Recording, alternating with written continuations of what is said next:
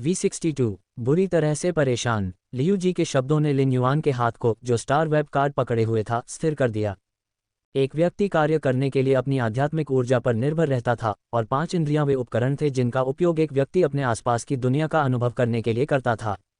पांचों इंद्रियों के बिना उनसे सुनने, देखने, सूंघने, स्वाद लेने और स्पर्श करने की क्षमता छीन ली गई। 5 इंद्रियों के बिना एक व्यक्ति अपनी आध्यात्मिक ऊर्जा और आत्मा के बावजूद अंधकार की दुनिया में फेंक दिया जाएगा। झांग जियाओबाई ने लियू जी को चौंक कर देखा। उन्होंने लियू जी की ओर कृतज्ञतापूर्वक सिर हिलाया। झांग शियाओबाई और लियू जी बहुत हद तक एक जैसे थे। जिस तरह से झांग शियाओबाई ने मिलस्टोन टाउन की रक्षा की थी, उसी तरह लियू जी ने कोल्ड फ्रॉस्ट सिटी में कीटों के ज्वार का अकेले ही सामना किया था। झांग शियाओबाई को रेडियंस 100 सीक्वेंस के कई सदस्य पसंद नहीं थे। हालांकि झांग जियाओबाई ने लियू जी का सम्मान किया। उसकी मूर्ति ने उसे बचा लिया था और उसके बगल में खड़ी थी। अगर यह कोई और समय होता तो झांग शियाओबाई खुशी से उछल रहा होता। सामान्यतः वह अस्तव्यस्त रहता। हालांकि उस समय झांग शियाओबाई का दिल भारी था और वह असहाय महसूस कर रहा था। झांग शियाओबाई ने लिन युआन को शामिल करने की योजना नहीं बनाई थी। सैवेज स्नैक गिल्ड क्लब एक बी लेवल का अनुभवी गिल्ड क्लब था जिसमें कोई भी रेडियंस 100 सीक्वेंस सदस्य नहीं था। उनकी शक्तियों का उपहास करने लायक कुछ भी नहीं था। हालांकि जब लियू जी ने मेंगजू और इंद्रिय चोर राजा वैनम का उल्लेख किया तो झांग शियाओबाई ने अपनी कहानी बतानी शुरू कर दी। उसके मुंह से शब्द फूट पड़े। 4 दिन पहले व्हाइट डेविल लॉर्ड्रेस ने एक्सट्रीम गिल्ड क्लब के साथ अपना अनुबंध समाप्त कर दिया। इस प्रकार मुख्य टीम में केवल 3 सदस्य रह गए और वे शीर्ष 16 मैच में भाग नहीं ले सके। हम चारों को इसमें शामिल होना था। हालांकि उस शापित वीचोंग ने लू पिंगरू को अपनी ढाल बना लिया जब वह क्षमताएं जमा कर रहा था। लू पिंगरू एक सहायक प्रकार की आत्मा क्यूई पेशेवर है। वीचोंग एक बेवकूफ़ है। झांग शियाओबाई एक बातूनी व्यक्ति थे और कभी भी चुप नहीं रहते थे। 4 दिनों तक सब कुछ अपने तक ही रखने के बाद अब शब्द उसके मुंह से फूट रहे थे। लिन युआन की भौहें और भी गहरी हो गईं। उसे हमेशा से पता था कि सैवेज स्नैक गिल्ड क्लब में कुछ गड़बड़ है। हालांकि उसने कभी नहीं सोचा था कि समस्या इतनी बड़ी होगी। लड़ाई के दौरान टीम का कप्तान हमेशा जनरल होता था और कप्तान का व्यवहार टीम की लड़ाई शैली को बहुत प्रभावित करता था। कप्तान का वचन कानून के समान था। मुख्य टीम के सदस्यों के स्थान पर झांग शियाओबाई, तान रान, लू पिंगरू और शिन यंग के मैच में लड़ने से अपरिहार्य रूप से हार हो जाती। चूंकि टीम के कप्तान वेई चोंग ने इस तरह के मैच के दौरान लू पिंगरू को ढाल के रूप में इस्तेमाल किया था, इसका मतलब था कि उसे उसकी सुरक्षा की कोई चिंता नहीं थी। असली लड़ाई सेलेस्टियल स्टेयरवे की लड़ाई से अलग थी। सेलेस्टियल स्टेयरवे की लड़ाई में कुछ फेयर जीत हासिल करने के लिए आत्मघाती हमलों का इस्तेमाल कर सकते थे, लेकिन वास्तविक लड़ाई में हर कदम के भयंकर परिणाम हो सकते हैं। हर बार जब लड़ाई के कारण कोई गंभीर चोट लग जाती थी तो उन्हें उपचार के लिए क्रिएशन मास्टर की मदद लेनी पड़ती थी। स्थिति यहां तक बढ़ सकती है कि एक महत्वपूर्ण प्रतियोगिता के दौरान स्पिरिट क्यूई पेशेवर और फेकी मृत्यु हो सकती है। लिन युआन को अब सामान्य समझ आ गई थी कि झांग शियाओबाई ने एक्सट्रीम गिल्ड क्लब छोड़ने का फैसला क्यों किया था। जब लू पिंगरू ने वेई चोंग को हमले से बचाया तो उसने रेशमी कपड़े नहीं पहने थे। लू पिंगरू ने मेरे लिए एक रेशमी सूट बनाया और बाकी वेई चोंग को दे दिया। वेई चोंग के इतने सारे रेशमी कपड़े पहनने का क्या मतलब है, जबकि वह एक स्पिरिट क्यूई पेशेवर है जो लंबी दूरी के विस्फोटक हमलों का उपयोग करता है। लिन युआन ने बीच में टोकते हुए कहा, वेई चोंग लू पिंगरू को कैसे अपनी रक्षा करने के लिए कह सकता है जब उसने सारे रेशमी कपड़े पहन रखे हैं। लिन युआन ने दृढ़ कवच रेशमी वस्त्र पहना था जिसे लू पिंगरू के चमकते रेशम कीट बुनकर ने बनाया था। उन्होंने स्वयं रेशमी कपड़ों की रक्षात्मक क्षमताओं का अनुभव किया था। फम आर्मर सिल्क क्लथिंग की सिर्फ एक परत ही उतनी क्षति सहन करने में सक्षम होगी जितनी लू पिंगरू जैसे सहायक प्रकार के स्पिरिट क्यूई पेशे। जब झांग शियाओबाई ने लिन युआन का सवाल सुना तो उसके चेहरे पर गहरी चिंता का भाव उभर आया। वेई चोंग पर हमला करने वाला सोल शैटरिंग हेजहॉग था जो सैवेज स्नैक गिल्ड क्लब के कप्तान का है। इसका ग्राइंडिंग सोल नीडल्स का हमला धीमा है और मैं भी इससे बच सकता हूं। वेई चोंग आसानी से उनसे बच सकता था, लेकिन उसने ऐसा नहीं करने का फैसला किया। एक ऐसे मैच में जहां हमारा हारना तय था, वेई चोंग ने अपनी क्षमता का उपयोग करने पर जोर दिया ताकि वह सैवेज गिल्ड क्लब के सदस्यों में से एक को खत्म कर सके और अपने अंक बढ़ा सके। प्रतियोगिता समाप्त होने के बाद मेंगजू के सैंड स्टीलिंग किंग वैनम ने लू पिंगरू, शिन यंग और तान रैन की 5 इंद्रियों को चुरा लिया। हालांकि मेंगजू अंततः एक लड़ाई के दौरान शिन यंग और तान रैन की 5 इंद्रियों को छोड़ देगा क्योंकि वह सैंड स्टीलिंग किंग वैनम में स्लॉट खाली करना चाहता है। लू पिंगरू गंभीर रूप से घायल है। वह उसके ऊपर अपनी 5 इंद्रियां कैसे खो सकती है। लिन युआन ने अपनी मुट्ठियां कसकर बंद कर लीं। ऐसे बहुत कम परी थे जो आत्माओं को क्षति पहुंचा सकते थे। आत्माओं को नुकसान पहुंचाने वाले परियों से हमेशा बहुत डर लगता था। एक क्षतिग्रस्त आत्मा एक आत्मा क्यूई पेशेवर के लिए एक घातक झटका था। तीव्र आत्मिक पीड़ा का अनुभव करने के अलावा क्षतिग्रस्त आत्मा वाला एक आत्मिक क्यूई पेशेवर अपनी आत्मा के ठीक होने से पहले अपनी कक्षा को बढ़ावा देने में सक्षम नहीं होगा।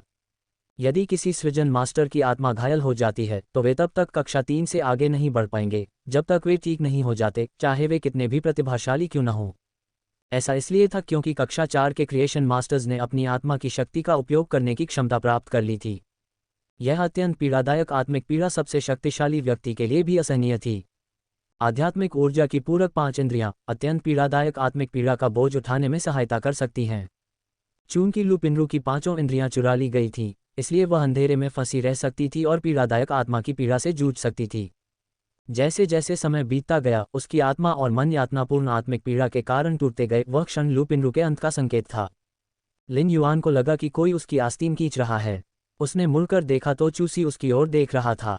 वह चूसी की आंखों में गुस्सा और चिंता देख सकता था। लिन युआन ने उसके हाथ थपथपाए और झांग शियाओबाई से धीमी आवाज में कहा, क्या 300,000 रेडियंस डॉलर मेंगजू की 5 इंद्रियों को मुक्त करने की कीमत है? झांग शियाओबाई ने अपने दांत पीसते हुए जवाब दिया, मेंगजू जानता है कि लू पिंगरू को बहुत दर्द हो रहा है जबकि उसके पास उसकी 5 इंद्रियां हैं। 300,000 रेडियंस डॉलर उसकी 5 इंद्रियों को मुक्त करने की कीमत है। आप ऐसा कैसे कह सकते हैं? झांग शियाओबाई ने अपनी मुट्ठी उठाई और उसे रेडियंस पैलेस की पास की दीवार पर पटकना चाहा। वह धमकाए जाने और उसका फायदा उठाए जाने की भावना को बर्दाश्त नहीं कर सका। जब झांग शियाओबाई ने रेडियंस पैलेस के कर्मचारियों की ठंडी निगाहों को अपने ऊपर महसूस किया तो वह इतना डर गया कि उसने जल्दी से अपनी मुट्ठी वापस खींच ली। अगर मुझे उन तीनों की देखभाल करने की ज़रूरत नहीं होती तो मैं मेंगजू से मौत तक लड़ता। लिन युआन ने जिया क्षेत्र में रहने के समय से ही अपनी तरक्की की है।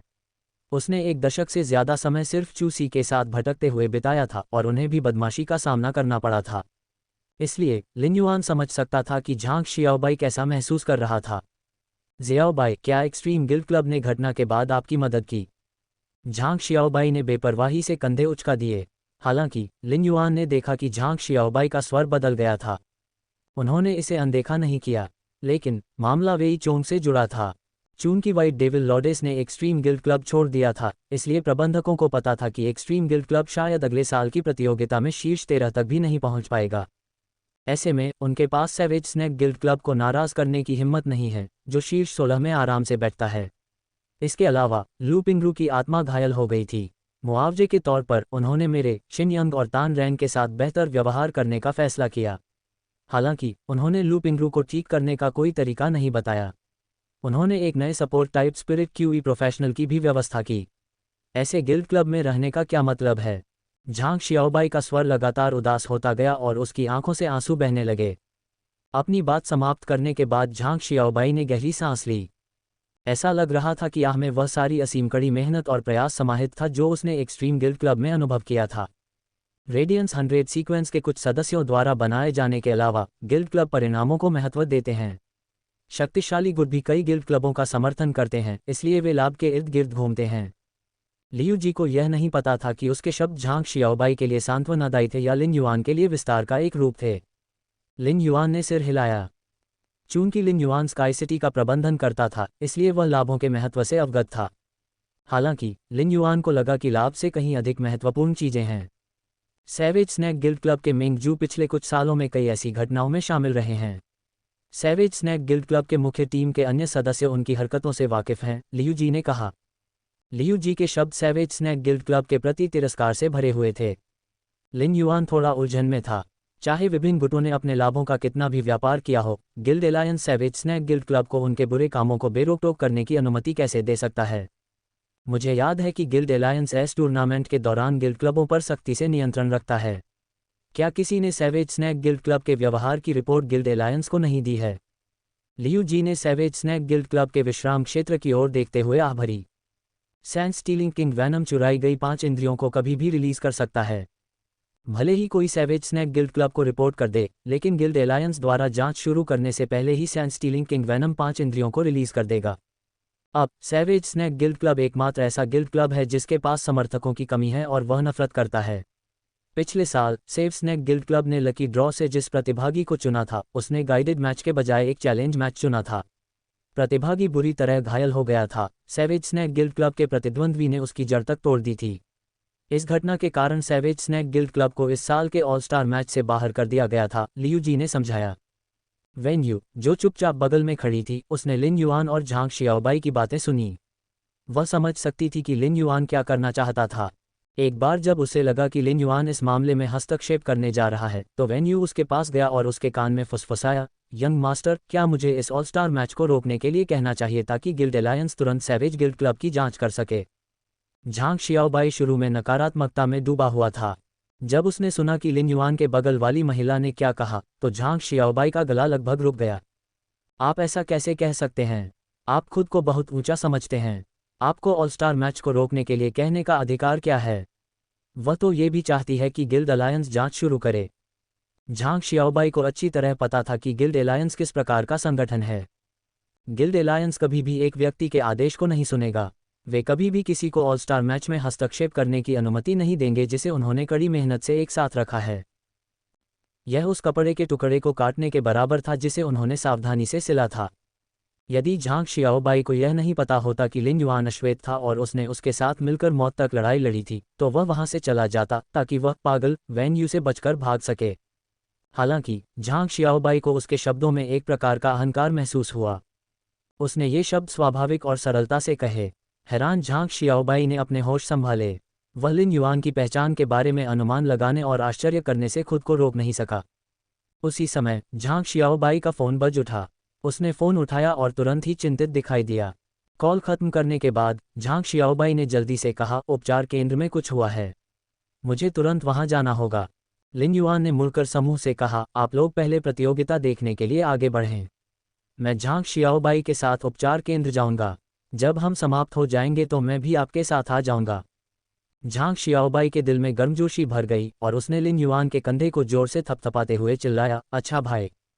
उनके उद्गार ने रेडियंस पैलेस के कर्मचारियों का ध्यान पुनः आकर्षित किया। कुछ और निर्देश जारी करने के बाद लिन युआन और झांग शियाओबाई रेडियंस पैलेस से बाहर चले गए। रक्तपात की मां लिन युआन के पीछे छाया की तरह चल रही थी। झांग शियाओबाई पूरी यात्रा के दौरान निराश दिख रहे थे। अचानक उन्होंने एक अजीब सी मधुर आवाज़ सुनी, आपको क्या लगता है कि किडनी पकाने का सबसे अच्छा तरीका क्या है?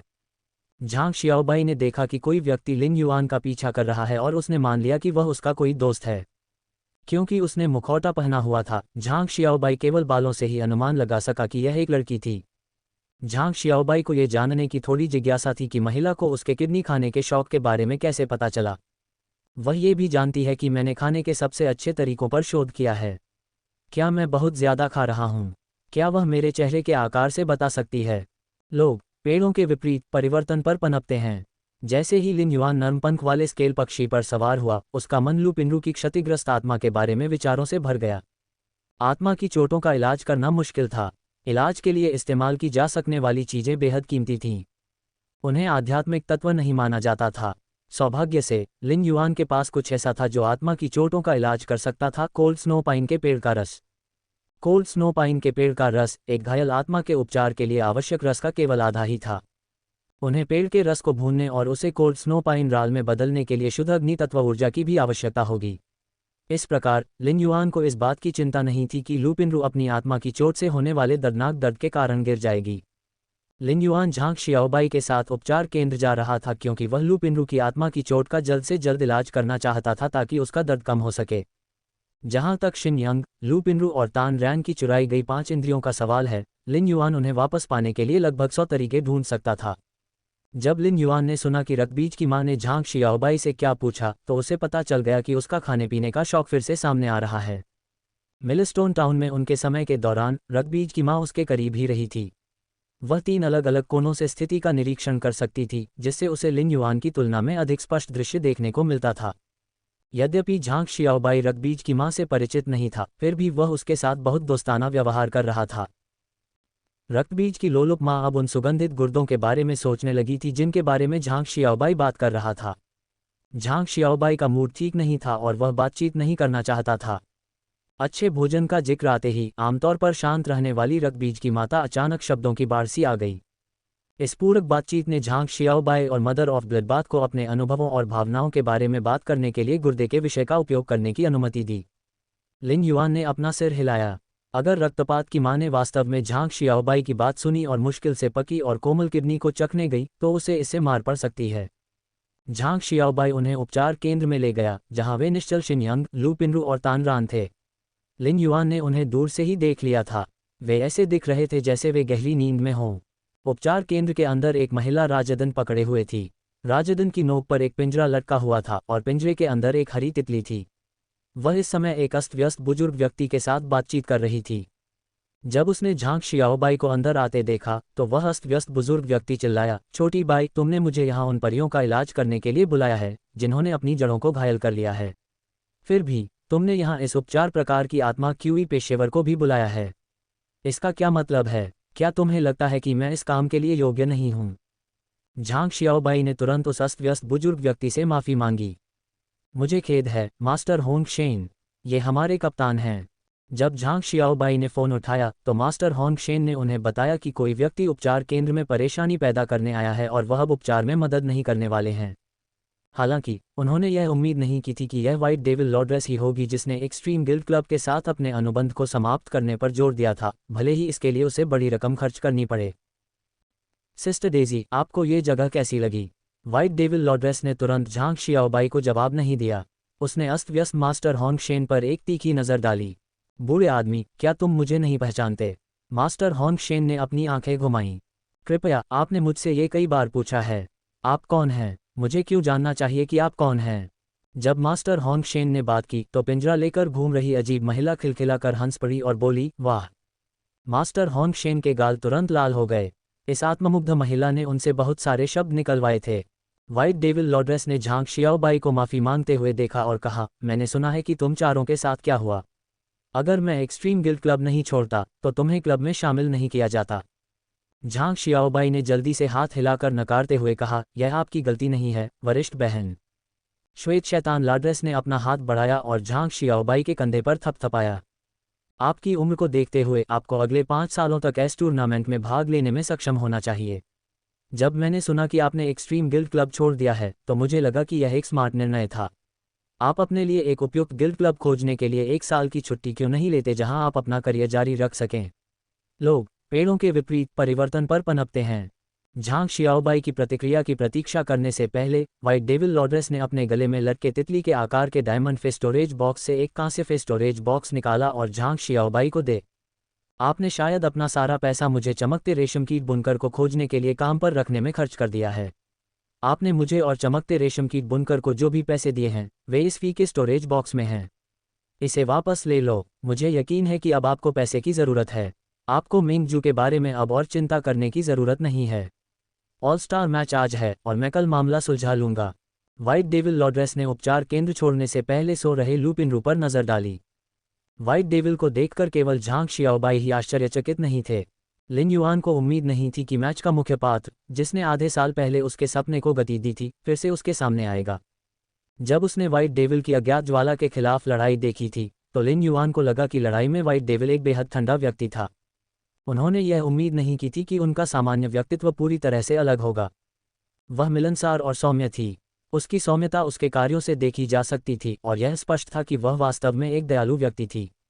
झांग शियाओबाई के व्यवहार से लिन युआन को पता चल गया कि वह व्हाइट डेविल के करीब नहीं था। हालांकि वह मुख्य टीम में थी और वह उसी गिल्ड क्लब की रिजर्व टीम में था। व्हाइट डेविल रेडियंस 100 सीक्वेंस का सीक्वेंस #19 था। वह एक बहुत ही उच्च पद पर थी लेकिन रिजर्व टीम के सदस्यों का ख्याल रखती थी। यहाँ तक कि जब झांग शियाओबाई और बाकी लोग मुसीबत में थे तो वह उनकी मदद करने को भी तैयार थी। वह सैवेज स्नैक गिल्ड क्लब की समस्या में मदद करके झांग शियाओबाई पर बहुत बड़ा उपकार कर रही थी। अचानक मास्टर होंग शेन के शांत भाव बदल गए। उनका पूरा शरीर जम गया और उनके हाथ पास की मेज के कोने को कसकर पकड़ लिए। उसके चेहरे पर पसीने की बड़ी बड़ी बूंदें लुढ़क गईं। झांग शियाओबाई को ऐसा लग रहा था कि वह समझ रही थी कि मास्टर होंग शेन क्या कर रहे हैं और वह परेशान नहीं थी। उसने मास्टर होंग शेन की जेब से एक छोटी दवा की बोतल निकाली और एक गोली मास्टर होंग शेन के मुंह में डाल दी। लिन युआन, जो मास्टर होंग शेन और झांग शियाओबाई से 3 मीटर की दूरी पर खड़ा था, एक तेज कड़वी गंध सूंघ सकता था। ये बूढ़ा आदमी वाकई दिलचस्प है। इतनी बुरी तरह घायल आत्मा होने के बावजूद वह टिके रहने में कामयाब है, रक्तपात की मां ने फुसफुसाते हुए कहा। युआन ने हैरानी से अस्त व्यस्त मास्टर होंग शेन को देखा। जब वे पहली बार आए थे, लिन युआन ने देखा कि मास्टर होंग शेन ने क्लास 3 क्रिएशन मास्टर की शिखा पहन रखी थी। क्लास 3 क्रिएशन मास्टर शिखा पर 4 सितारे थे, जो ये दर्शाता था कि मास्टर होंग शेन की शक्ति एक शिखर क्लास 3 क्रिएशन मास्टर के स्तर तक पहुंच गई थी। इसका अर्थ ये था कि उसने वह अधिकतम शक्तियां प्राप्त कर ली थीं जो एक सृजन मास्टर किसी घायल आत्मा के माध्यम से प्राप्त कर सकता है। कुछ देर बाद मास्टर होंग शेन को अपनी पीड़ा से राहत मिली। उन्होंने टेबल पर रखा पानी का कप उठाया और उसका सारा पानी गटक लिया। छोटी बाई, मैंने उन घायल जड़ों से उन परियों को ठीक कर दिया है जिन्हें तुमने भेजा था। तुम मुझे भुगतान करने से मना नहीं कर सकती। हमेशा की तरह, अगर तुम्हारे पास पर्याप्त पैसे नहीं हैं, तो तुम मिशन पर जाते समय मेरे लिए कुछ कड़वी ब्रेकन जड़ें ला सकती हो। कड़वी ब्रेकन जड़ों के उल्लेख पर लिन युआन को पता था कि कड़वी गंध कहाँ से आई थी। मास्टर होंग शेन अपनी आत्मा की चोट से उत्पन्न तीव्र पीड़ा को कम करने के लिए कड़वी ब्रेकन जड़ों की कड़वाहट पर निर्भर रहे होंगे। यह एक घायल आत्मा की पीड़ा से लड़ने के लिए 5 इंद्रियों में से एक का उपयोग करने का भी एक अच्छा तरीका था। सामान्यतः जब किसी व्यक्ति की जीभ बिटर ब्रेकन रूट को छूती है तो उसे ऐसा महसूस होता है जैसे वह पूरे दिन कॉप्टिस चाइनेंसिस चबा रहा हो। यह असहनीय यातना का एक रूप था। हालांकि यह अविश्वसनीय कड़वाहट एक घायल आत्मा के दर्द को कम कर सकती है। लिन युआन ने देखा कि होंग शेन और झांग शियाओबाई उपचार शुल्क पर चर्चा कर रहे थे। लुपिनरू के 4 चमकते रेशम कीट बुनकर ठीक हो गए थे और रेशम उगल रहे थे। लिन युआन मास्टर होंग शेन से पूछना चाहता था कि क्या वह एक कमरा किराए पर ले सकता है ताकि वह लुपिनरू की आत्मा की चोट को ठीक करने के लिए कोल्ड स्नो पाइन के पेड़ के रस को कोल्ड स्नो पाइन राल में भूनने के लिए स्वर्गीय युवती श्रेणी के मौलिक मोती का उपयोग कर सके। लिन युआन ने मास्टर होंग शेन को झांग शियाओबाई से कहते सुना, चले जाओ, मैं थक गया हूँ। अगली बार मेरे लिए बिटर ब्रेकन रूट्स लाना मत भूलना। अगर तुम ऐसा करते हो तो तुम्हें मुझसे मिलने आने की ज़रूरत नहीं है। मास्टर होंग शेन का चेहरा बहुत खट्टा हो गया। उन्होंने जल्दी से दवा की बोतल निकाली और अपनी आत्मा की चोट से होने वाले दर्द की लहरों का मुकाबला करने के लिए कड़वी ब्रेकन जड़ों से बनी 2 गोलियां अपने मुंह में डाल लीं। लिन युआन ने झांग शियाओबाई से कहा, जो उसकी ओर बढ़ रहा था, शियाओबाई, जाओ और मास्टर होंग शेन से एक जगह किराए पर ले लो। मैं जाकर लू पिंगरू की आत्मा की चोट को ठीक करने के लिए दवा बनाऊंगा। झांग शियाओबाई का चेहरा तुरंत खुशी और आश्चर्य से चमक उठा। झांग शियाओबाई को पता था कि आत्मा की चोटों को ठीक करना कितना कठिन है, क्योंकि उसने मास्टर होंग शेन को अपने दर्द को दबाने के लिए कड़वी ब्रेकन जड़ों का उपयोग करते हुए देखा था, लेकिन वर्षों तक वे ठीक करने में असफल रहे। झांग शियाओबाई ने योजना बनाई थी कि शिन यंग और तान रान के जागने तक इंतजार करने के बाद वे साथ मिलकर पैसे कमाने के मिशन पर निकलेंगे। वे पैसे का इस्तेमाल लू पिंगरू के लिए समाधान खोजने में करेंगे। यदि 1 वर्ष की कमाई अपर्याप्त होती तो वे जब तक जरूरत होती काम करते। उसने यह उम्मीद नहीं की थी कि लिन युआन अचानक आकर समस्या का समाधान कर देगा। अचानक झांग शियाओबाई को याद आया कि लिन युआन न केवल एक उपचार प्रकार की आत्मा क्यूई पेशेवर था, बल्कि एक सृजन मास्टर भी था। मास्टर होंग शेन लिन युआन का मजाक उड़ाने ही वाले थे कि तभी उनकी नज़र क्रिस्टल की बोतल पर पड़ी जिसे लिन युआन ने अभी अभी निकाला था। मास्टर होंग शेन का पूरा शरीर सीधा हो गया। वह क्रिस्टल की बोतल में क्या था इसके बारे में निश्चित नहीं था, लेकिन तरल पदार्थ से निकलने वाली ठंडक ने उसकी आत्मा की गहराई में व्याप्त असह्य पीड़ा को दबा दिया था। दर्द गायब हो जाने के बाद मास्टर होंग शेन ने जल्दी से 2 कड़वी ब्रेकन रूट की गोलियां बाहर थूक दी, जो घुली नहीं थीं, और शाप दिया, अरे ये बहुत कड़वा है। झांग शियाओबाई मास्टर होंग शेन से एक कमरा किराए पर लेने वाला था जहां वे इलाज शुरू कर सकते थे, लेकिन उसने देखा कि मास्टर होंग शेन चमकती आंखों के साथ लिन युआन की ओर तेजी से बढ़ रहे थे। सुंदर साथी, क्या तुम मुझे अपनी बोतल में से थोड़ा सा तरल पदार्थ बेच सकते हो? मैं बदले में कुछ भी करने को तैयार हूँ। लिन युआन ने मास्टर होंग शेन को अजीब नज़रों से देखा। वह शायद ही कभी फुर्सत के लिए घूमता था और उसके अच्छे दिखने के बावजूद लगभग किसी ने उसे सुंदर नहीं कहा था। हालांकि लिन युआन के रोंगटे खड़े हो गए जब बूढ़े आदमी ने उसे इस तरह के तिरछी नज़र से बुलाया। लिन युआन की सतर्कता तब और बढ़ गई जब उसने कहा कि वह बदले में कुछ भी करने को तैयार है। क्या वह सचमुच कुछ करेगा? वह पहले से ही बहुत बूढ़ा हो चुका है। क्या उसके पास अभी भी कुछ तरकीबें छिपी होंगी? जब मास्टर होंग शेन ने देखा कि उनकी विनती से लिन युआन प्रभावित नहीं हुआ और वह केवल उन्हें आश्चर्य से देख रहा था, तो वह तुरंत चिंतित हो गए।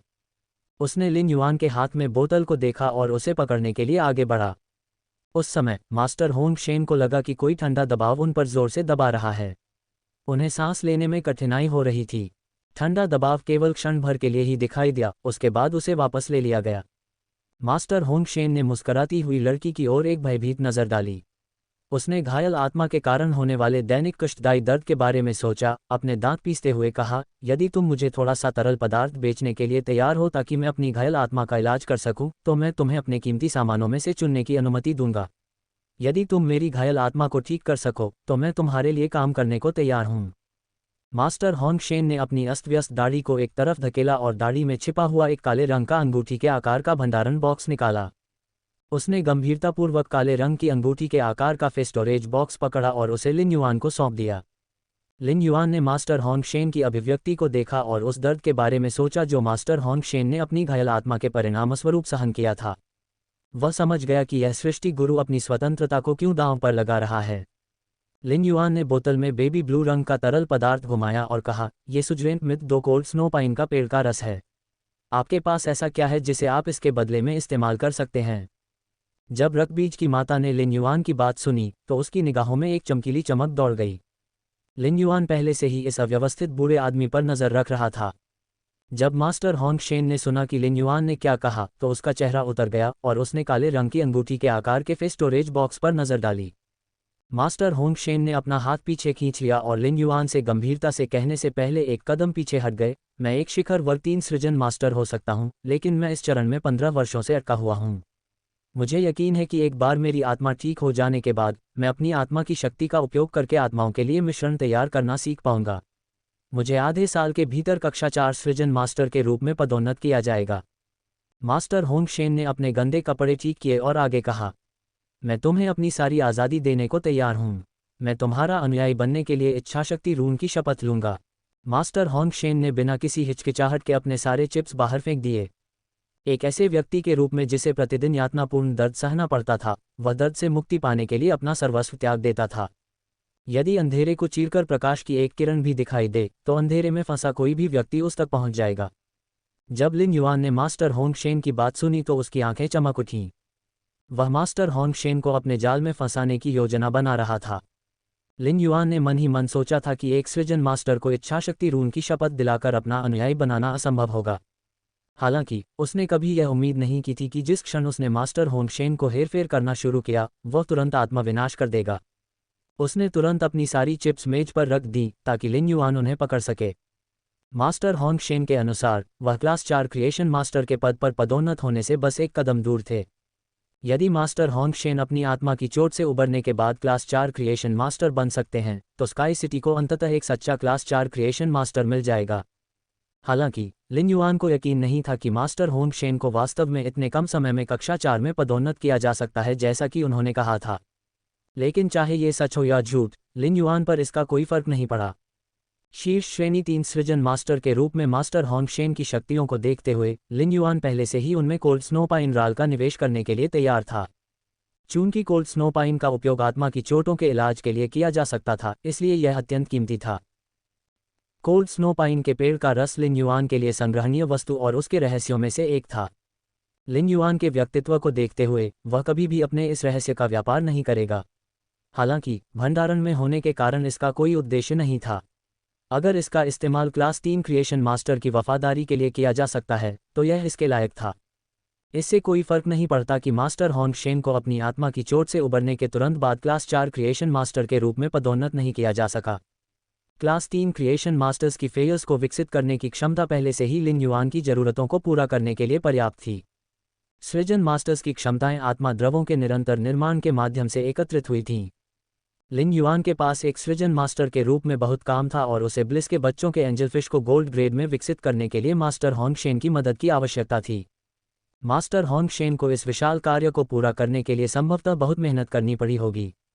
लिन युआन का मानना था कि भले ही मास्टर होंग शेन एक मूर्ख थे, लेकिन वे इस विशाल कार्य से प्रेरित हो सकेंगे और समझ सकेंगे कि कैसे अपनी आत्मा की शक्ति का उपयोग करके आत्मिक द्रव्यों का निर्माण किया जाए और वे श्रेणी 4 के सृजन मास्टर बन सकें। चूंकि मास्टर होंग शेन उनके अनुयायी बनना चाहते थे, इसलिए लिन युआन को उन्हें कुछ बातें पहले ही बतानी पड़ीं। क्लास 3 क्रिएशन मास्टर के रूप में आपको पता होना चाहिए कि suzerain myth 2 class 3 cold snow pine के पेड़ का रस कितना मूल्यवान है। अगर मैं आपको अपना अनुयायी स्वीकार करता हूं तो आपको अपनी योग्यता साबित करने के लिए हर दिन कड़ी मेहनत करनी होगी। जब लिन युआन बोल रहा था तो रक्तबीज की मां ने उसकी ओर प्रशंसा भरी नज़र से देखा। मकड़ी प्रजाति के एक परी के रूप में ब्लडबेथ की मां के विकास का मार्ग निर्दयता से भरा हुआ था। इसने अनगिनत परियों को मार डाला था। इस प्रकार रकबीज की माता लू पिंगरू और लिन युआन के बीच के सौहार्द को समझ सकती थी, जिसने उसे ठीक करने के लिए कोल्ड स्नो पाइन के पेड़ के रस का उपयोग करने के लिए प्रेरित किया।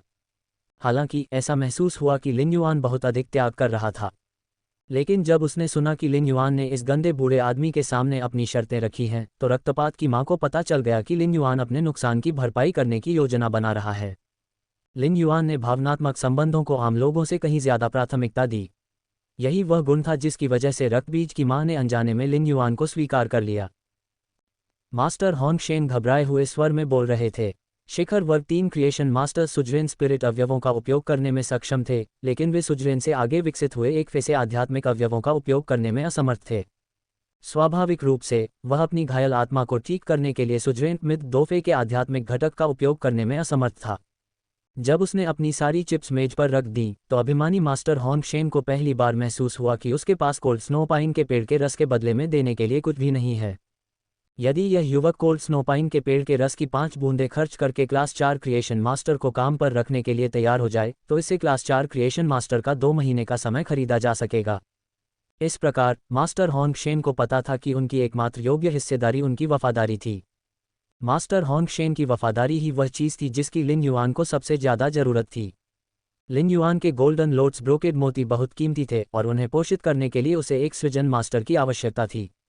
ऐसे मूल्यवान उत्परिवर्तित परी का सफल पालन पोषण असीम लाभ लाएगा। लिन युआन किसी को भी यह कार्य नहीं सौंप सकता था जब तक कि उन्होंने इच्छाशक्ति रून पर शपथ न ली हो। लिन युआन की बात सुनकर मास्टर होंगशेन का चेहरा आश्चर्य से चमक उठा। उन्हें पता था कि यह युवक उनकी दलील से सहमत हो गया है और बस ये गारंटी देने की कोशिश कर रहा है कि वह कड़ी मेहनत करने जा रहा है।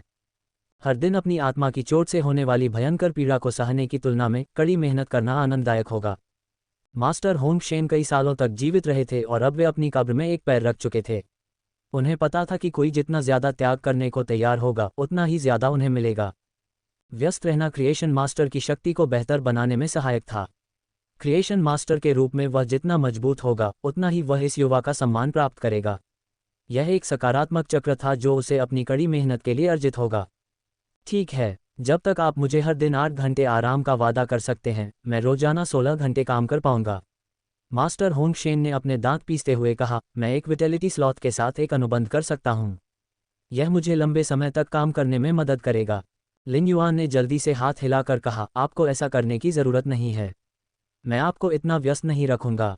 हालांकि आपको रोजाना लगभग 12 घंटे काम करना होगा। अपनी आत्मा की चोट को ठीक करने और लिन युआन का अनुयायी बनने के लिए इच्छाशक्ति रून की शपथ लेने के बाद मास्टर होंगशेन लिन युआन के लिए परिवार के समान अच्छे होंगे। मास्टर होंगशेन को अपनी क्षमता का उपयोग करने की अनुमति देने के लिए लिन युआन ने उनमें संसाधनों का निवेश करने की योजना बनाई। इस प्रकार उसे मास्टर होंगशेन को विटेलिटी स्लॉथ के साथ एक अनुबंध बनाने की आवश्यकता नहीं थी, जो मुश्किल से उपयोगी था और जिसे कोई भी अनुबंधित कर सकता था। हुक्वान का विटेलिटी स्लॉथ के साथ अनुबंध लिन युआन के लिए सिरदर्द का स्रोत था। प्रारंभ में लिन युआन ने हुक्वान से पूछना चाहा था कि क्या कोई अधिक उपयुक्त फे है जिसके साथ वह अनुबंध करना चाहेगा। अंत में हुक्वान ने गुप्त रूप से विटेलिटी स्लॉथ का अनुबंध कर लिया ताकि वह और भी अधिक कठिन परिश्रम कर सके। हालांकि ये हुक्वान का अपना निर्णय था और लिन युआन का इसमें हस्तक्षेप करना अनुचित था। झांग शियाओबाई, जो लिन युआन के बगल में खड़ा था और पूरे दृश्य को देख रहा था, उसे लगा कि ये दुनिया बहुत जादुई है। बुरे स्वभाव वाले मास्टर होंगशेन अचानक एक आज्ञाकारी पिल्ला बन गए थे जो उस समय लिन युआन का अनुसरण करने के लिए तरस रहे थे जब लिन युआन ने बच्चे के नीले रंग के पेड़ के रस की बोतल निकाली थी। मास्टर होंगशेन एक शिखर वर्ग 3 सृजन मास्टर थे। फिर भी झांग शियाओबाई लिन युआन की निगाहों में अकथनीय कृतज्ञता देख सकता था। लिन युआन किसी ऐसी चीज का उपयोग करने के प्रति इतना लापरवाह था जिसने एक शीर्ष श्रेणी 3 सृजन मास्टर को अपना अभिमान त्यागने और बदले में लू पिंगरू के प्रति अपनी वफादारी समर्पित करने के लिए राजी कर लिया। लिन युआन के बारे में झांग शियाओबाई की समझ से वह जानता था कि यदि मास्टर होंगशेन अपनी वफादारी की शपथ लेने के लिए तैयार नहीं होते, तो लिन युआन लू पिंगरू की आत्मा की चोट को ठीक करने के बाद कभी भी पेड़ के रस के मूल्य को सामने नहीं लाते। मास्टर होंगशेन अपने सभी प्रोजेक्ट्स को स्टूडियो से बाहर निकालने के लिए उत्सुक थे, जो लिन युआन के उपचार केंद्र के अंदर था। जब लिन युआन मास्टर होंगशेन के स्टूडियो के प्रवेश द्वार पर गया, तो उसने विभिन्न आध्यात्मिक सामग्रियों के ढेर और औषधि क्रिस्टल की बोतलों को अव्यवस्थित रूप से बिखरा हुआ देखा। हवा में असंख्य आध्यात्मिक अवयवों से उत्पन्न अजीब गंध भरी हुई थी। गंध के बीच एक कड़वा नोट प्रमुख था। ये कड़वा ब्रेकन जड़ों से आया होगा। मास्टर होंगशेन ने लिन युआन को शर्म से देखा और हंसे। मुझे गंदगी करने की आदत है। चिंता मत करो, जब तक तुम काम करोगे मैं स्टूडियो को साफ सुथरा रखूंगा। लिन युआन ने मास्टर होंग शेन को असहज विश्वास के साथ देखा। इतने सालों से जमी हुई आदत को बदलना इतना आसान नहीं है। जब वह हवेली में जाएगा तो वैन यू निश्चित रूप से अपने स्टूडियो की अस्वच्छ स्थिति से परेशान होगा। जब उन्होंने देखा कि लिन युआन ने अभी भी उनके स्टूडियो के अंदर एक कदम भी नहीं रखा है, तो मास्टर होंग शेन ने मुस्कुराते हुए पूछा, मेरे प्रभु, क्या आपको मदद की ज़रूरत है? मैं आपका सहायक बन सकता हूं या आपकी जगह काम कर सकता हूं। मास्टर होंग शेन ने अभी तक उसके साथ अनुबंध पर हस्ताक्षर नहीं किए थे, लेकिन लिन युआन ने देखा कि मास्टर होंग शेन ने उसे भगवान कहकर संबोधित करना शुरू कर दिया था।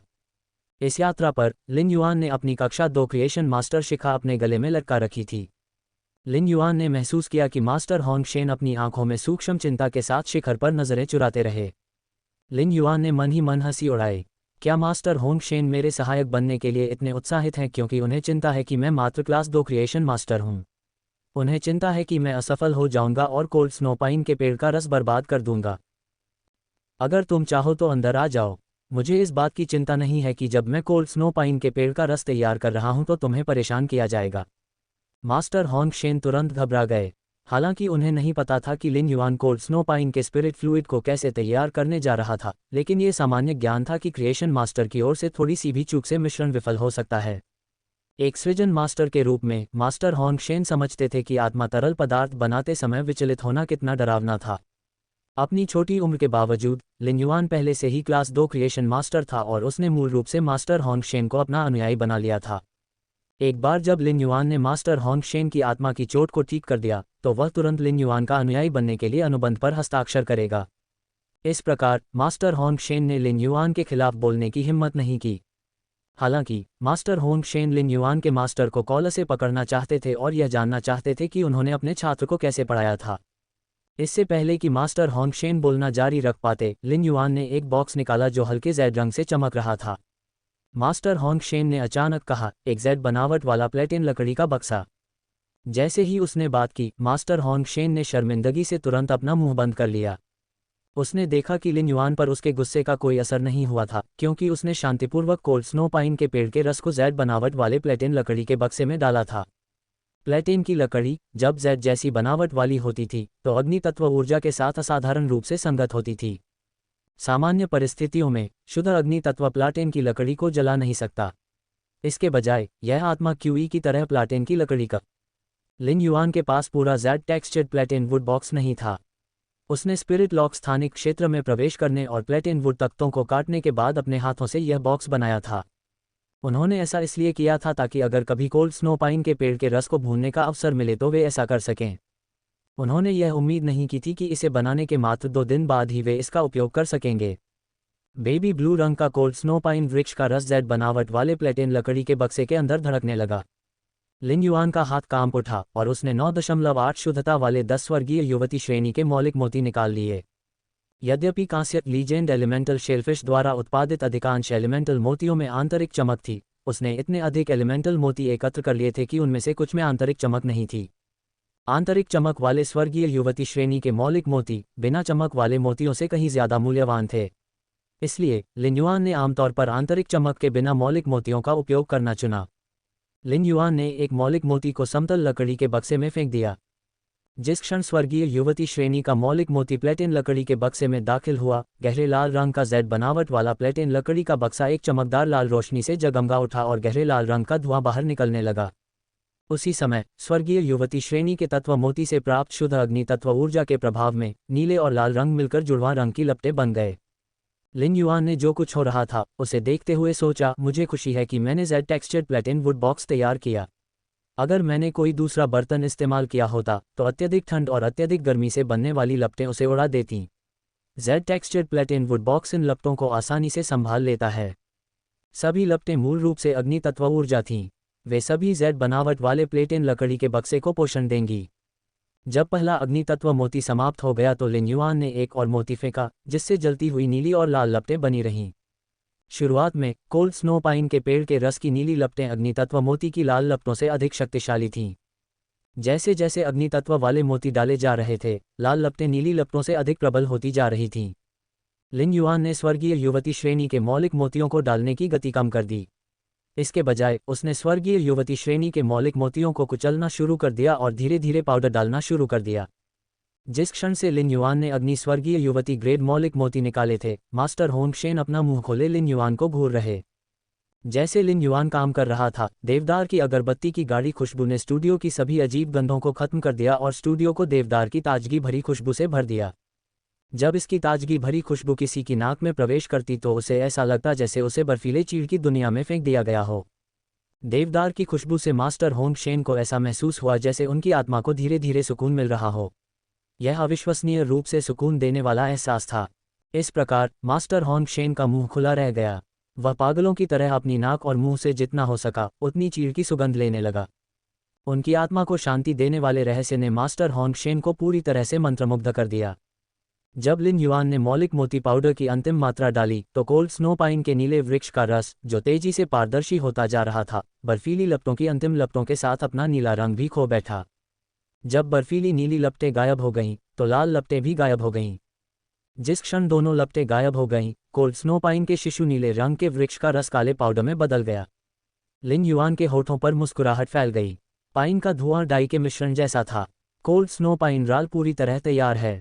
लिन युआन ने कोल्ड स्नो पाइन राल को क्रिस्टल की बोतल में नहीं डाला।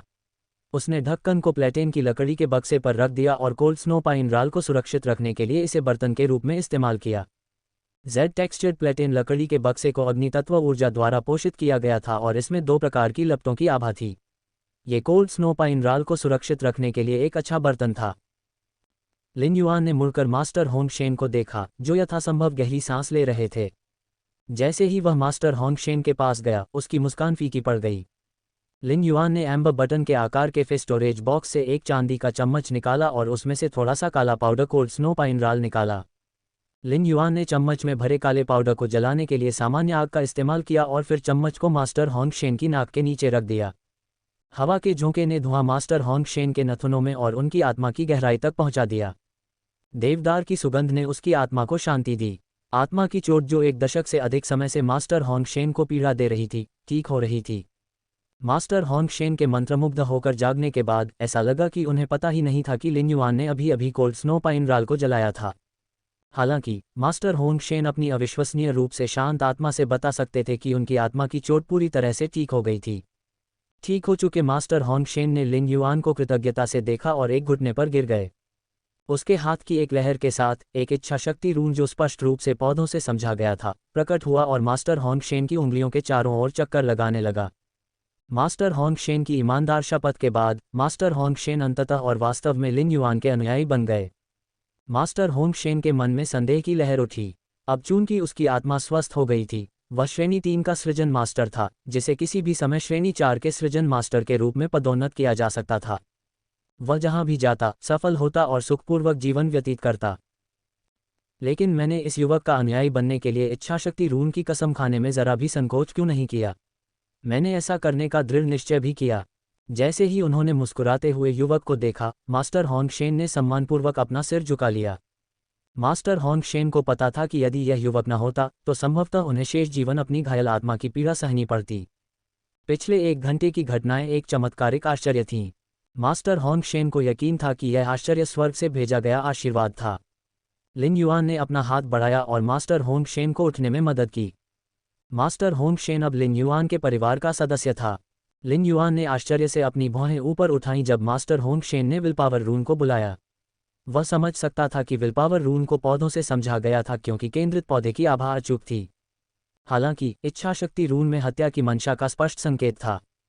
इससे लिन युआन को विलपावर रून की याद आ गई, जिसे उसने तब समझा था जब वह तीव्र दुर्भावना का अनुभव कर रहा था।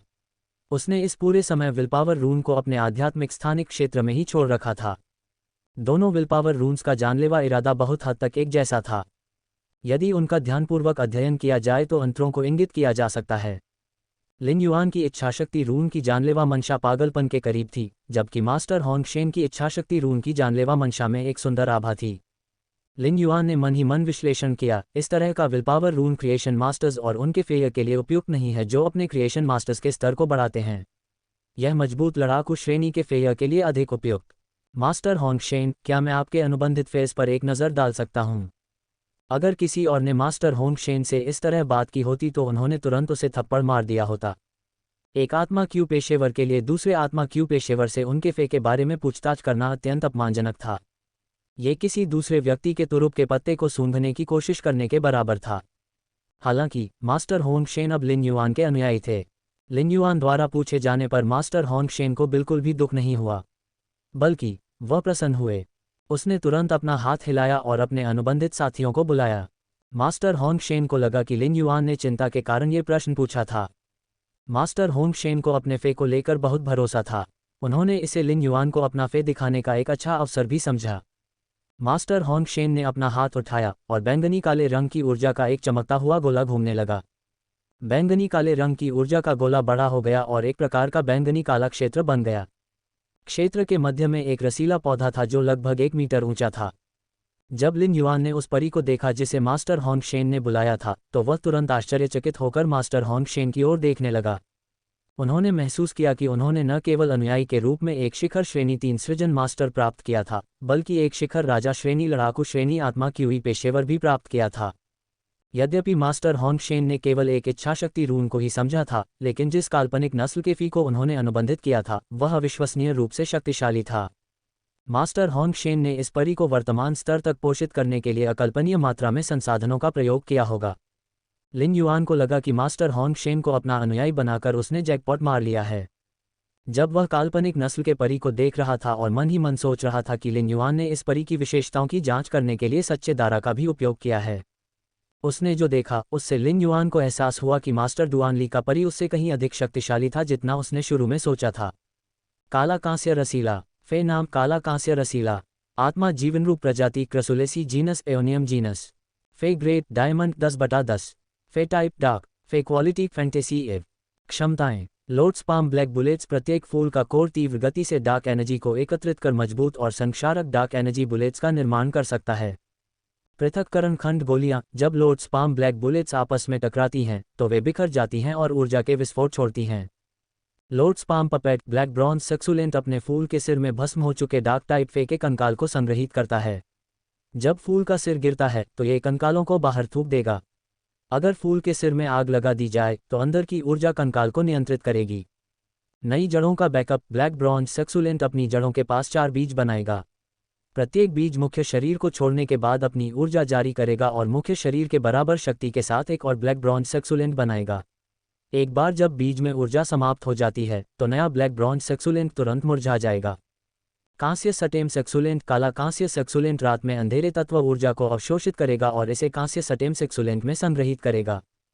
कांस्य केतली रिलीज ब्लैक ब्रॉन्ज सक्यूलेंट में केवल एक फूल का सिर बचा है और बाकी सभी फूलों के सिर बलिदान कर दिए गए हैं। बलिदान किए गए फूलों के सिर की सारी ऊर्जा के साथ एक लोड्स पाम ब्लैक बुलेट जारी किया जाएगा। विशिष्ट कौशल डार्क एसेंस अपनी स्वयं की डार्क एनर्जी की शुद्धता बढ़ाने के लिए डार्क एनर्जी निकालें। डार्क कार्नेज जब लक्ष्य मारा जाता है तो उसकी सारी घातक आभा ब्लैक ब्रॉन्ज सक्सुलेंट की डार्क ऊर्जा में स्थानांतरित हो जाएगी। ब्लैक ब्रॉन्ज सक्युलेंट एक रसीले पौधे प्रकार के फे का अत्यधिक उत्परिवर्तित रूप था। लिन युआन काले रसीले पौधों से बहुत परिचित था। ज़िया क्षेत्र के आत्मा जीवन रूप स्टो में उन्होंने यूस्ट्रिया, जैस्मीन लिली और ग्रीन सक्युलेंट्स का पोषण किया था। ब्लैक सक्युलेंट और ग्रीन सक्युलेंट बहुत समान थे। अंतर केवल इतना था कि हरे गूदेदार पौधे विष प्रकार के सार के साथ हमला करते थे, जबकि काले गूदेदार पौधे अंधकार में तत्वीय ऊर्जा के साथ हमला करते थे। लिन युआन ने आत्मा जीवन रूप स्टो से कोई भी काला रसीला पौधा नहीं खरीदा था क्योंकि उसे लगा कि हरे रसीले पौधे की तुलना में इसकी सामान्य गुणवत्ता बेकार थी। हालांकि ग्रीन सक्युलेंट भी ज़्यादा उपयोगी नहीं था, फिर भी यह सामान्य गुणवत्ता का होने पर अपने जहर से छोटे मच्छरों को मार सकता था। कमरे में रखे जाने पर यह कीटनाशक का एक रूप हो सकता है। इस बीच सामान्य ब्लैक सक्युलेंट अपनी काली ऊर्जा से मच्छरों को भी नहीं भगा सका। जैस्मिन लिली, ग्रीन सक्युलेंट और ब्लैक सक्युलेंट सभी को सबसे कम सीमा वाले फेय माना जाता था। रेडियंस फेडरेशन का कोई भी व्यक्ति जो $500 फेडरेशन कमाने के लिए कड़ी मेहनत करता है, वह ब्लैक सक्युलेंट खरीद सकता है। हालांकि बहुत कम स्पिरिट क्यूई पेशेवर थे जो ब्लैक सक्युलेंट्स का अनुबंध करने के लिए तैयार थे। ये ठीक उसी प्रकार था जैसे बहुत कम ही उपचारात्मक प्रकार के आत्मा क्यूई पेशेवर थे जो जैस्मिन लिली का अनुबंध करने के लिए तैयार थे। यह उचित था क्योंकि कम सीमा का मतलब उच्च सीमा होता था। ये बिल्कुल लिन युआन और जैस्मीन लिली की तरह था। लिन युआन द्वारा इसमें भारी मात्रा में संसाधनों का निवेश करने के बाद जीवन शक्ति छाप और कटे हुए अंगों की वृद्धि की क्षमताएं समान गुणवत्ता वाले अन्य परियों की शक्ति के बराबर थीं। कम सीमा वाले फे को विकसित होने और उत्परिवर्तित होने के लिए बड़ी संख्या में संसाधनों की आवश्यकता थी। यह एक अथाह गड्ढे को भरने की कोशिश करने जैसा था। लिन युआन ने नहीं सोचा था कि कोई ऐसा व्यक्ति होगा जो ब्लैक सकुलेंट को ब्लैक ब्रॉन्ज सकुलेंट की ताकत और स्तर तक बढ़ावा देने के लिए तैयार होगा। भले ही स्पिरिट क्यूई प्रोफेशनल ने गरीबी में शुरुआत की हो, लेकिन वे कुछ संसाधन बचाकर एक अच्छा फे खरीद पाएंगे। फिर वे ब्लैक सकुलेंट को पोषित करने के बजाय जल्दी से अपना मुख्य फे बदल देंगे। जब मास्टर होंग शेन ने काले कांस्य रसीले को बुलाया तो लिन युआन ने देखा कि उसमें सैकड़ों फूलों के सिर थे। उन्हें यकीन था कि जब मास्टर होंग शेन ने ब्लैक सकुलेंट का पालन पोषण किया था तब उसमें एक श्रृंखला उत्परिवर्तन हुआ था जो जैस्मीन लिली के समान था जब वह सामान्य काल्पनिक में विकसित हुई थी। श्रृंखला उत्परिवर्तन के बाद जैस्मिन लिली में फैशिएशन की समस्या उत्पन्न हो गई थी। जब लिन युआन ने काले कांस्य रसीले पौधे पर फूलों की संख्या देखी तो उसे पता चल गया कि यह डायमंड एक्स तक पहुंच गया है। लिन युआन को उम्मीद नहीं थी कि वह भी फैंटेसी इव तक पहुंच गई है। एक शीर्ष राजा श्रेणी विशेषज्ञ के रूप में मास्टर होंग शेन की शक्तियों को देखते हुए उन्हें एक उत्कृष्ट प्रतिभा माना जा सकता है। ब्लैक ब्रॉन्ज सकुलेंट के विशिष्ट कौशल का संकलन सरल और कठोर था। लॉर्ड स्पाम ब्लैक बुलेट्स की क्षमता मजबूत और संक्षारक डार्क टाइप ऊर्जा विस्फोट थी। यह एक निरंतर हिंसक हमला था। पृथक्करण खंड बुलेट्स की क्षमता से बड़े पैमाने पर हमला शुरू हो जाएगा। बैकअप न्यू रूट्स के साथ संयुक्त होने पर ब्लैक ब्रॉन्ज सकुलेंट की आक्रमण सीमा बढ़ गई। बैकअप न्यू रूट्स के 4 बीजों ने ब्लैक ब्रॉन्ज सकुलेंट के बड़े पैमाने पर हमले की शक्ति को भी बढ़ा दिया। इससे ब्लैक ब्रॉन्ज सकुलेंट को बड़े पैमाने पर हमला करते समय अपनी आक्रमण सीमा को समायोजित और नियंत्रित करने में सहायता मिली। कांस्य केटल रिलीज भी एक प्रभावशाली विस्फोटक तकनीक थी। कांस्य सटेम सकुलेंट ने काले कांस्य सकुलेंट को अंधेरे ऊर्जा से भरा एक बर्तन प्रदान किया। जब काला कांस्य सकुलेंट युद्ध में था तो वह अपनी इच्छानुसार जहाज के भीतर की अंधेरी ऊर्जा का उपयोग कर सकता था। ब्लैक ब्रॉन्ज सकुलेंट की एकमात्र विशेष योग्यता लॉर्ड स्पाम पपेट थी। जब योग्यता का ग्रेड कम था तो इसकी प्रभावशीलता प्रभावशाली नहीं थी। हालांकि जैसे जैसे ब्लैक ब्रॉन्ज सकुलेंट अधिक शक्तिशाली होता गया, ये और भी अधिक शक्तिशाली डार्क टाइप फे के कंकालों को नियंत्रित कर सकता था। लॉर्ड स्पाम पपेट ने ब्लैक ब्रॉन्ज सकुलेंट की गतिशीलता को बढ़ाया। डार्क टाइप फेस के विभिन्न गुणों के आधार पर लॉर्ड स्पाम पपेट उन्हें विभिन्न तरीकों से नियंत्रित कर सकता था और ब्लैक ब्रॉन्ज सकुलेंट की रक्षा के लिए उनका उपयोग कर सकता था। इससे ब्लैक ब्रॉन्ज सकुलेंट की लड़ने की शैली में तरलता आ गई। लिन युआन को अचानक अपने परी भंडारण बॉक्स में डार्क स्पिरिट आई टेडपोल और डार्क आइड स्कॉर्पियन टाइगर के बारे में सोचा, जिनकी इच्छाशक्ति रून्स को पवित्र तलवार चलाने वाली रानी ने निकाला था। काली आंखों वाले बिच्छू बाघ का रक्त, फर और आंखें मूल्यवान आध्यात्मिक तत्व थे। डार्क स्पिरिट आई टेडपोल का बलगम और मस्तिष्क पदार्थ मूल्यवान आध्यात्मिक तत्व थे। एक बार जब रक्तबीज की माता ने उनकी आध्यात्मिक सामग्री हटा दी तो उनके कंकाल मास्टर होंग शेन को उपयोग के लिए दिए जा सकते थे। काले कानून, मैं आपकी मदद कर सकता हूँ। ब्लैक ब्रॉन्ज सकुलेंट के विशेष कौशल डार्क एसेंस ने फे की समग्र स्थिति को बेहतर बनाने में मदद की। यह अवशोषित की गई डार्क एनर्जी के जरिए अपनी सभी क्षमताओं को मजबूत कर सकता था। ब्लैक ब्रॉन्ज सकुलेंट की असाधारण विस्फोटक क्षमताएं समाप्त हो रही थीं, क्योंकि यह एकल लक्ष्य और बड़े पैमाने पर हमले कर रहा था।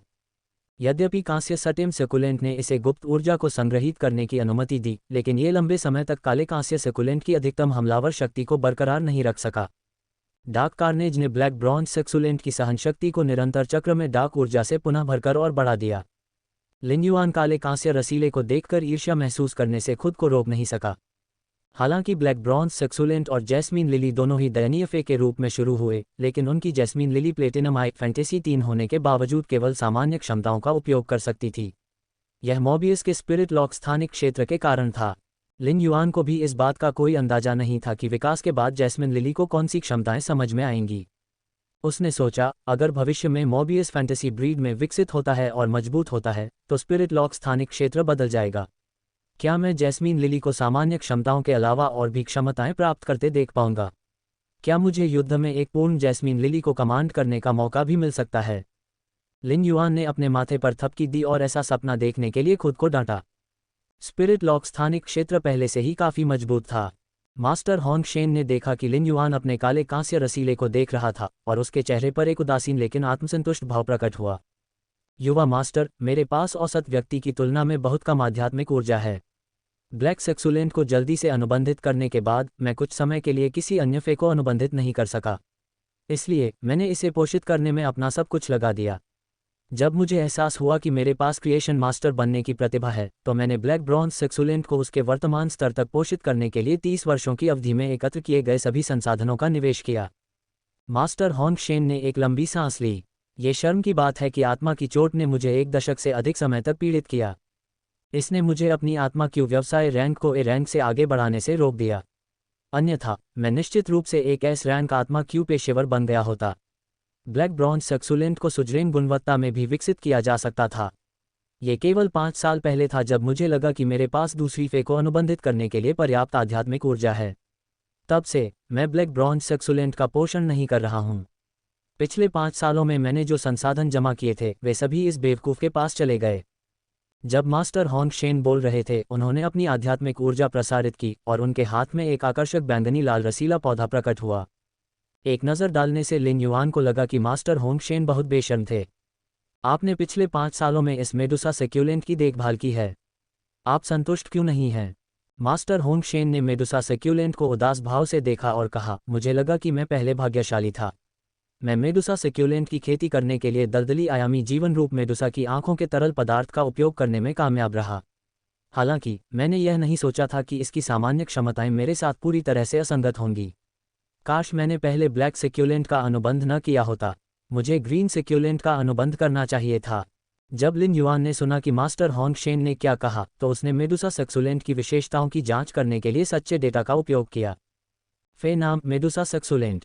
आत्मा जीवनरूप प्रजाति क्रसुलेसी जीनस एओनियम जीनस। फे ग्रेड सामान्य 7/10। फे प्रकार जहर। फी क्वालिटी महाकाव्य।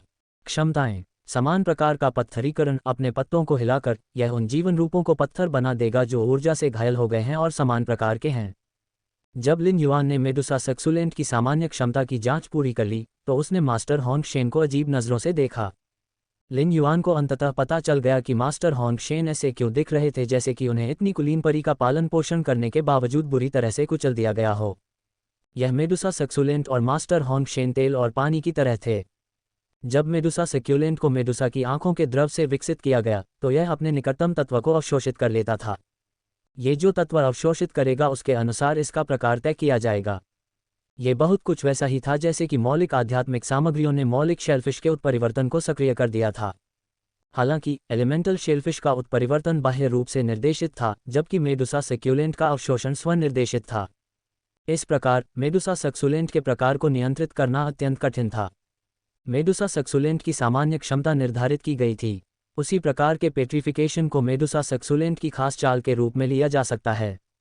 जब समान प्रकार के पेट्रिफिकेशन का प्रयोग निम्न गुणवत्ता वाले फी पर किया जाता था, तो ये लक्ष्य के मांस और हड्डियों को तुरंत पत्थर में बदल देता था। पत्थर बन चुके मांस और हड्डियां बहुत नाजुक थीं और हल्के से बल से टूट जाती थीं। इसके परिणामस्वरूप पत्थर बन चुके परी की मृत्यु हो जाएगी।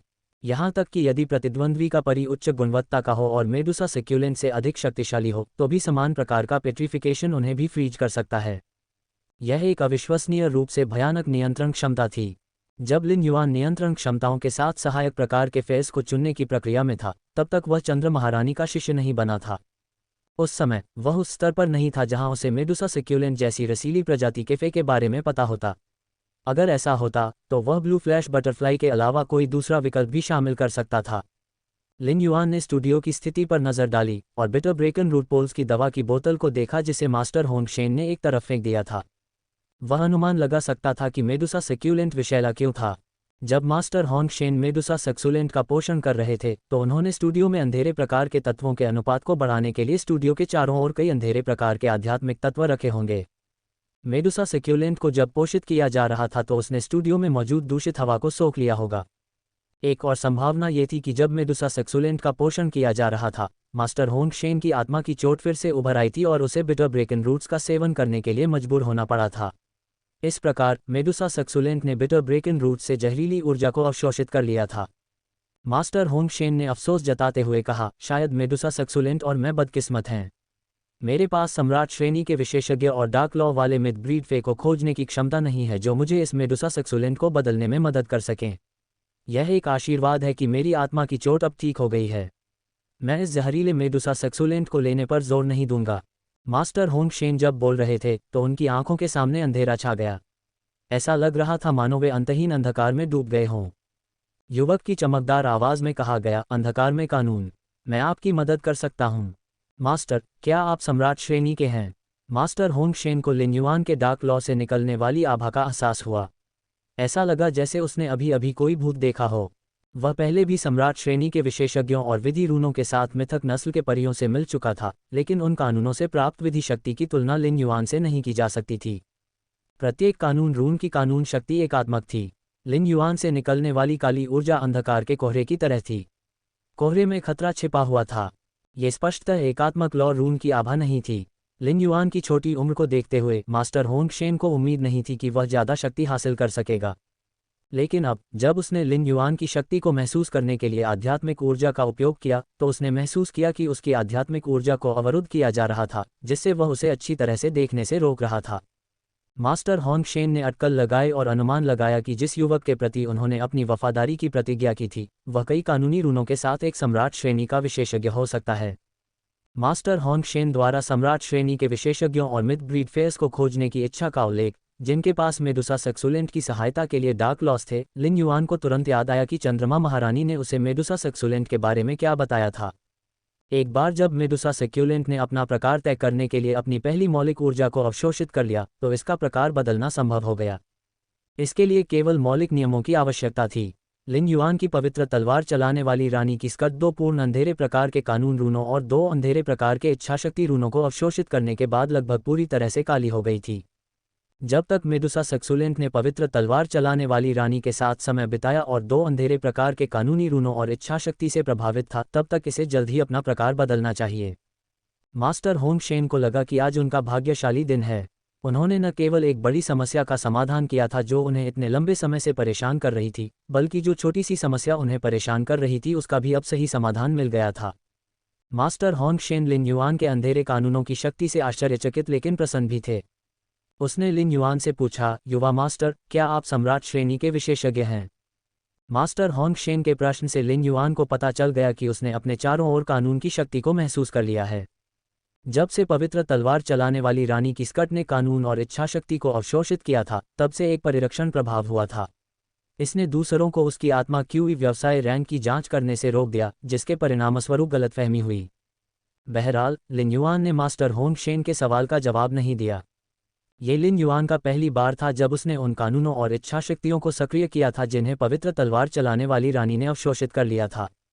उसे एहसास हुआ कि अब वह काफ़ी डरावना लग रहा है, लेकिन यदि वह पवित्र तलवार रूप की क्षमताओं का उपयोग नहीं करता, तो उसकी प्रबल कानूनी शक्ति केवल एक कागजी शेर बनकर रह जाती। इसका कोई वास्तविक प्रभाव नहीं पड़ा, सिवाय इसके कि यह डरावना प्रतीत हुआ।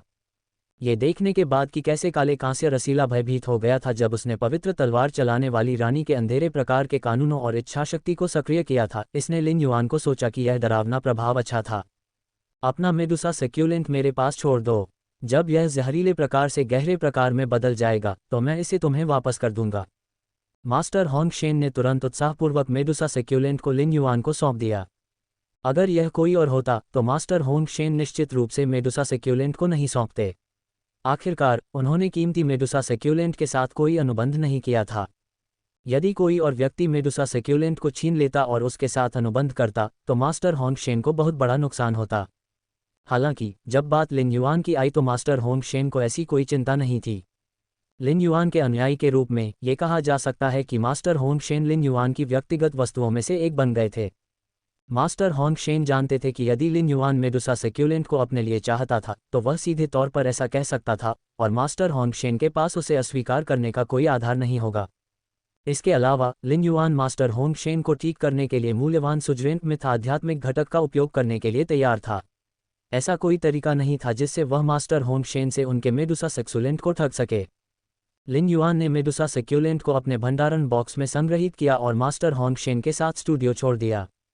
लिन युआन ने चांदी के चम्मच से थोड़ी सी ठंडी बर्फीली पाइन डाल ली और लुपिनरू की नाक के नीचे उसे जला दिया, जैसे उसने मास्टर होंगशेन के लिए किया था।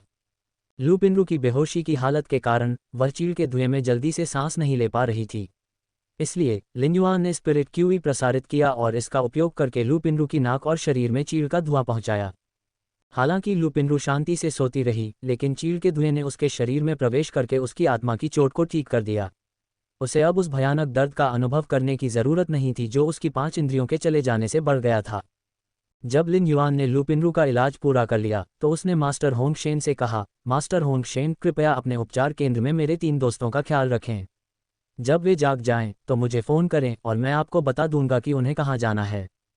लिन युआन ने मदर ऑफ ब्लडबाथ और झांग शियाओबाई के साथ उपचार केंद्र छोड़ने से पहले मास्टर होंगशेन को अपना नंबर दिया। वे रेडियंस पैलेस में वापस जाने के लिए दौड़े जहां ऑल स्टार मैच हो रहा था। चून की कोल्ड स्नो पाइन के पेड़ के रस को कोल्ड स्नो पाइन राल में बदलने के लिए सावधानीपूर्वक देखभाल की आवश्यकता थी ताकि शुद्ध अग्नि तत्व ऊर्जा के संपर्क में आने पर यह स्वाभाविक रूप से परिवर्तित हो सके, इसलिए लिन युआन को इसमें लगभग 3 घंटे का समय लगा। अब दोपहर हो चुकी थी और ऑल स्टार मैच के प्रदर्शन मैच लगभग समाप्त हो चुके थे। कुछ समय पहले एक बहुत बड़ा बोझ झांग शियाओबाई के दिल को कुचल रहा था और उसे रकबीज की मां के साथ बातचीत करने से रोक रहा था। उसने अपनी सामान्य प्रसन्नता और बातचीत करने की इच्छा खो दी थी। लेकिन अब जब लिन युआन ने लू पिनरू की आत्मा की चोट को ठीक कर दिया था और व्हाइट डेविल ने इंद्रिय चोरी करने वाले राजा वैनम द्वारा चुराई गई 5 इंद्रियों को वापस पाने में मदद करने का वादा किया था, तो सारा वजन गायब हो गया। झांग शियाओबाई का सामान्य उत्साह और प्रसन्नता फूट पड़ी। शायद ऐसा इसलिए था क्योंकि उसने काफ़ी देर तक अपनी बात रोके रखी थी, लेकिन एक बार जब उसने बोलना शुरू किया तो वह रुक नहीं सका। इस प्रकार रकबीज की माता, जो उसके साथ खुशी से बातचीत कर रही थी, अब उसे थोड़ा असहनीय पा रही थी। Zhang Xiaobai soft feather scale bird की पीठ पर बैठ गया और लिन युआन और मदर ऑफ ब्लडबैथ पर, जो अपने सॉफ्ट फेदर स्केल बर्ड पर बैठे थे, जोश से चिल्लाया, मुझे तुम्हारी बुद्धि का परीक्षण करने दो। एक पहेली के बारे में क्या ख्याल है? लिन युआन ने पहले भी झांग शियाओबाई की पहेलियों का अनुभव किया था और अब वह झांग शियाओबाई को जवाब नहीं देना चाहता था। हालांकि रकबीज की मां की इसमें रुचि थी। अगर तुम 10 लोग भी हो जाओ तो भी तुम मुझसे ज़्यादा होशियार नहीं होगे। मैं तुम्हारी पहेली का जवाब तुरंत दे सकता हूँ।